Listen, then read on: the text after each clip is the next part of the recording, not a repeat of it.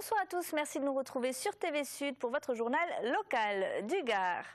Une enquête a été ouverte aujourd'hui pour agression sexuelle et viol aggravé contre un gynécologue obstétricien d'Alès. Deux de ses patientes, âgées de 45 et 36 ans, dénoncent des faits qui remontent à 1990 et 2009 et pour lesquels l'ordre des médecins avait été saisi.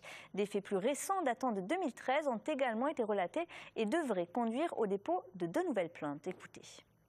Il y a tout un stratagème de manipulation qui est dénoncé par ces femmes.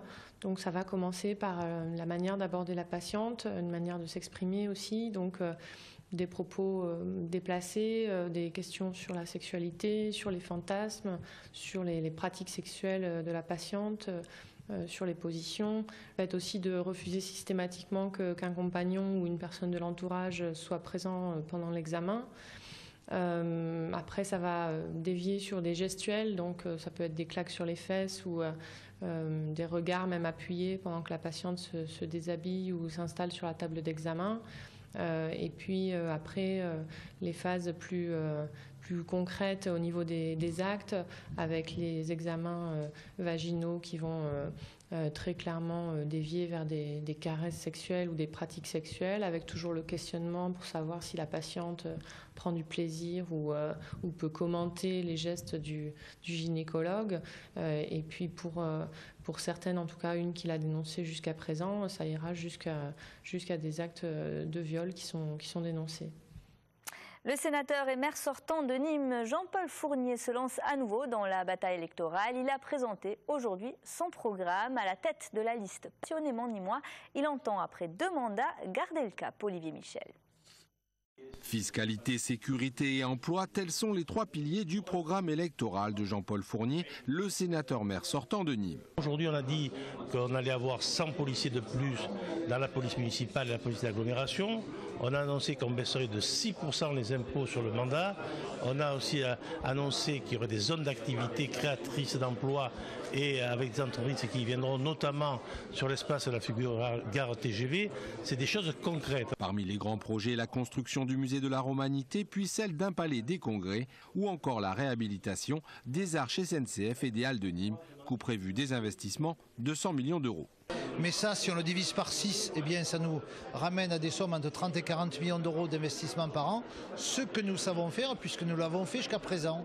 Mais nous avons moins de frais financiers maintenant sur la ville de Nîmes parce qu'on a fait baisser la dette, parce que justement, on a fait des économies d'un fonctionnement. Avec la mise en lumière des jardins de la Fontaine, la rénovation des arènes, le maire vise aussi un classement au patrimoine mondial de l'UNESCO à l'horizon 2017. Le tourisme est vecteur d'économie, il faut jouer sur la qualité de vie de cette ville, il faut jouer sur notre patrimoine. Ce que je crois aussi, c'est d'être classé à l'UNESCO patrimoine mondial de l'humanité. Et là, vraiment, en 2017, c'est 30% de plus de touristes dans une ville.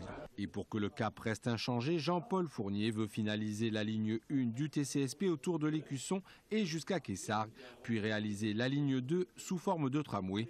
Et là, le maire compte sur Yvan Lachaud, destiné à prendre la tête de l'agglomération pour faire avaler la pilule aux élus communautaires, soit un financement de 170 millions d'euros.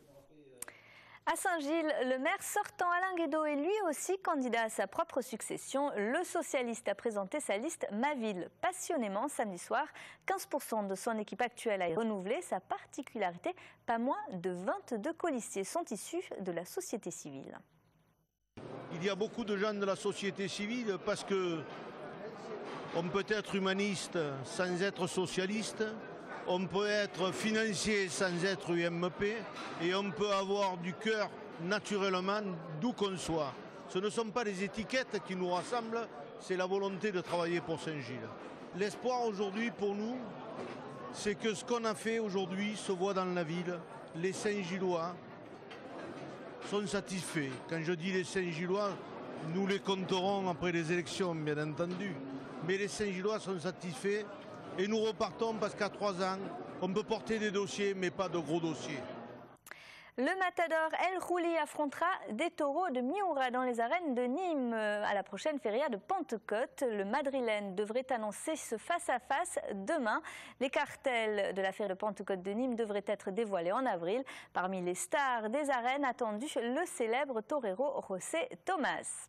C'est tout pour le moment. Retour de l'actu dès ce soir sur votre chaîne locale à 20h30 avec l'info de votre région. Passez une excellente soirée sur TV Sud.